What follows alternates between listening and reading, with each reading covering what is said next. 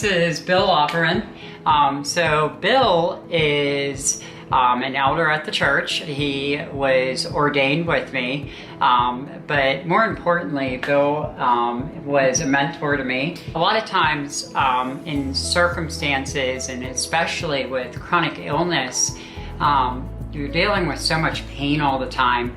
It's hard to see the blessings. Definitely one of those blessings was something that was done in Bill's life. When Randy got his cancer a while back, how many years is that? 13. Almost 13 years ago. So he went through that, and then I saw his brother shortly after that who had these long flowing locks of hair, Chris, and I was like, why in the world are you growing your hair out like that? And he said, well, I thought it'd be a cool idea to support Randy and grow my hair out for Locks of Love and donate it. And I thought, that's a really cool idea. I said, I never thought about doing that as a guy, so I thought, I got home and I was talking to my family, and my daughter Livy said, I'll do it with you. And I said, okay, well, she already had hair to about here, and I had a crew cut. So I said, how long does it have to be? We looked online, it had to be a 10-inch donation.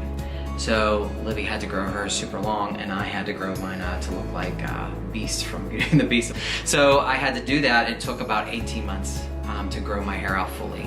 And so in that process, my principal at our school wanted to make it into this big event and see me shave my hair off in front of all the kids and invite the news. And so we did it, and KDKA came out and would videotape the whole thing and put it on the news. And shortly after that, a cousin, biological cousin, emailed me. I'm adopted, so I had not seen a biological family in a really long time. So this was a cousin I was close to when we were younger. It was someone I got along with greatly and I loved dearly. So it was good to hear from her. God kind of sent the right person as an ambassador into my life. But she said, I'd love to come talk to you about what God's doing in my life. I have breast cancer. I've been struggling with that. I'd love to hear about how you got onto the news, and we can talk about that. And I said, okay, let's meet at a nice, safe place. Let's meet at church. Yeah. So we met here and talked, and we just worshiped together and just talked. And as soon as she was starting to walk away from me, she said, I just want to let you know that this is not about me and you. And I'm like, okay. And I was like, what's this about? She's like, this is about you and your sister. And I was like, that's impossible. She's like, Jerry Springer, Crazy Town. That's just not going to happen. And she's like, it is. And I said, okay, bye. Talk to you later. So for about a month, she kept on just back and forth emailing me and saying, God's got you, you can do this. And I said, I can't. Well, I just listened to some of the things that, Randy's going through and what he was facing himself personally, and that spoke into my life about how we can face and persevere in situations that we think are impossible. And I just really thought that as a godly man, as someone who's following the Lord, you have to be obedient and walk in forgiveness with others. And I said, okay. So I finally agreed. We met at Eaton Park and sat down with my cousin Dina, my sister Amy, and my other cousin Marla, and just to sit down together and talk and find that they're all walking with the Lord. God had done amazing things in their lives, and a lot of things that we thought were painful, we laughed about, cried about, but we just got to share about all that stuff. So it was pretty amazing in that moment. But then I just started communicating with my sister, which we had not talked in 30 years. So we kept on communicating back and forth and spending time together and just really reconnecting. And so we were not really close as children. So to both be walking with the Lord and then kind of reconnect, it was so much better than even childhood. So some people spend a whole lifetime of their childhood close to family and then never talk as adults. We kind of didn't have that, so we moved into adulthood completely differently. Well, in that process, also, Dina had a son. His name was JJ. He asked to, I started mentoring and discipling him as well, and we got to spend time with him.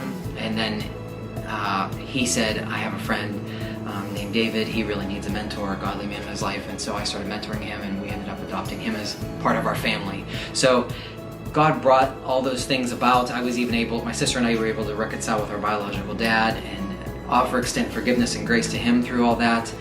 And say goodbye to him because he was dying from cancer as well. And all through this whole process, Dina is still struggling with cancer, breast cancer, for 7 years of living through that. She passed away in 2017, but I've never met someone with an amazing heart attitude of facing adversity, unlike this guy, that was just so unique, of learning that even in the midst of pain and and hardship, that beauty can come out of it, and you can still serve, and you can still love people, and you can still encourage people. This ministry, the video, what you're doing, I share that all the time because I have people email me, text me, they're like, thank you so much, that was so encouraging to me, I've been going through such a hard time. And it puts life in perspective, and it also gives them encouragement that they can face those kind of things. I was just going to share this verse. Isaiah 61:3 says, to grant to those who mourn in Zion, to give them a beautiful headdress instead of ashes, the oil of gladness instead of mourning, the garment of praise instead of a faint spirit, that they may be called oaks of righteousness, the plant of the Lord, that they may be glorified. God is able to take something horrible and make something amazing and beautiful out of it. So while Randy is going through a really difficult time, I was there with you in the feeding tube, and wrapping presents with you for Christmas time, and helping him to youth group parties and stuff. And to see him walk through that was a testimony to me of like, how do we face life? And teaching other people how to walk through that hardship is really important. And I think God takes those horrible things and brings something beautiful out of it, like this ministry, and takes something hard like cancer and brings about restoration and forgiveness and healing and hope to other people. So I think that's so vital that we look at that with a different heart attitude, than instead of saying like, why me? Why do bad things happen? I agree. It's definitely one of those things that when you're going through the situation, it's hard to see those blessings, the work God is doing, and not in just your life, but in other people's lives. I was definitely blessed to have seen multiple things, but this was one of the biggest things, to see your family restored. David, who ended up becoming a son, and to him and his wife Leslie, and brother to your daughters, he ended up getting ordained, and he's a pastor and everything. And we always said to Dina that a life can be one ripple in a pond. You drop the stone in and you don't realize what it's going to do. You think you're just dropping this little pebble into this lake, but when those ripples keep going, they keep going out further and further, and you don't realize that now who does David's life touch because of that? So definitely. They're like, how did you get here? Well, it's stemmed from someone going through cancer and treatments and they're like, you're kidding, right?